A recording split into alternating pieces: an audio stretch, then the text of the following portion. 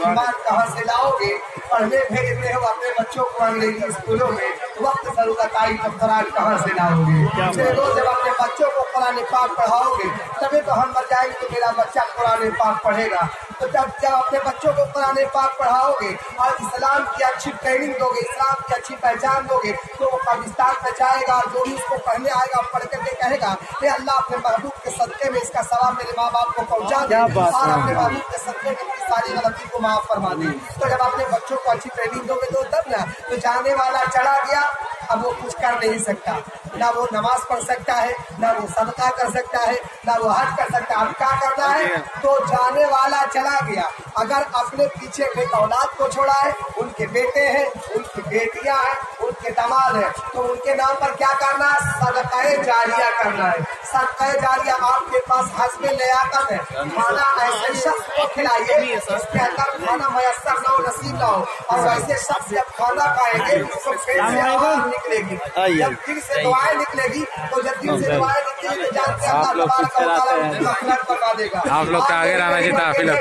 जाने वाला चला गया, सदकाए जारिया, उनके नाम पर सदकाए जारिया करना, कुरान पाक पढ़ करके बख्शना है, उनके नाम पर मस्जिद को सजा देना है, मस्जिद को सजा देना है, मस्जिद को बिल्कुल रंगो रोगन करवा देना है, मस्जिद में जानेमाज देना है और वजू का इंतजाम करना है। पानी सबसे बड़े सदकाए जारिया है, वजू खाने का खूबसूरत इंतजाम करवा देना है। अगर मस्जिद बिल्कुल यानी अगर नहीं बन पाई है उसको अपने माँ बाप के नाम से सजा देना है, और जब इरादा कर लिए अल्लाह हम ये मस्जिद को जो सजा रहे हैं, मस्जिद में जो एक एक पैसा लगा रहे हैं, ये अल्लाह इसका सवाब मेरे माँ बाप को पहुँचे, अल्लाह इसके सदके सारी गुनाहों को माफ फरमा दे, इनके आदाब से उन्हें महफूज मामूल रख।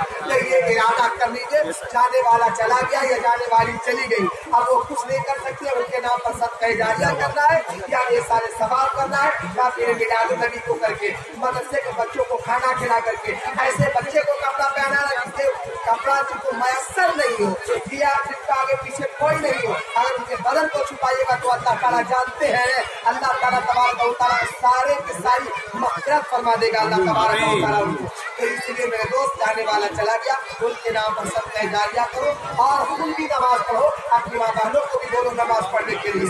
अगर नमाज पढ़ करके खाना खाने पर आएंगे उसका मजा कुछ और होगा, नमाज पढ़ के जब आप खाना खाएंगे उसका जायका कुछ और होगा, उसकी लज्जत कुछ और होगी। जब आप नमाज पढ़ेंगे चेहरे पर नूरानियत रहेगी, ज़बान में तक़वा परहेज़गारी पैदा होगा, लोग आपकी तारीफ करेंगे। अब जाने वाला चला भी जाएगा, लोग उनकी तारीफ करेंगे, एक नमाजी की तादाद भर गई है। इसलिए नमाज किसी हाल में माफ नहीं है, नमाज को छोड़ना गुनाह कबीरा है जो किसी हाल में माफ नहीं है, माँ बाप को सताना गुनाह कबीरा है, किसी हाल में माफ नहीं है, रमजान का रोजा छोड़ना गुनाह कबीरा है जो किसी हाल में माफ नहीं है, किसी का जान करके जमीन को हंसा करेगा ये गुनाह कबीरा है, किसी हाल में माफ नहीं है। इसलिए मेरे दोस्त इन तमाम चीजों से बचो, आपस में इत्तेहाद पैदा करो, इत्तेफाक पैदा करो। इत्तेफाक का नाम यानी इख्तिलाफ का नाम मौत और इत्तेहाद का नाम जिंदगी है। अगर इत्तेहाद बनाओगे तो जानते हैं लोग तुम्हारे कदमों में गिर जाएंगे, और अगर इख्तिलाफ पैदा करोगे तो रिश्तों में सफाया हो जाएगा। इसलिए आपस में इत्तेहाद बना करो। अल्लाह ताला कुरान में फरमाता है कुल्लु मोमिनुन इख्वा,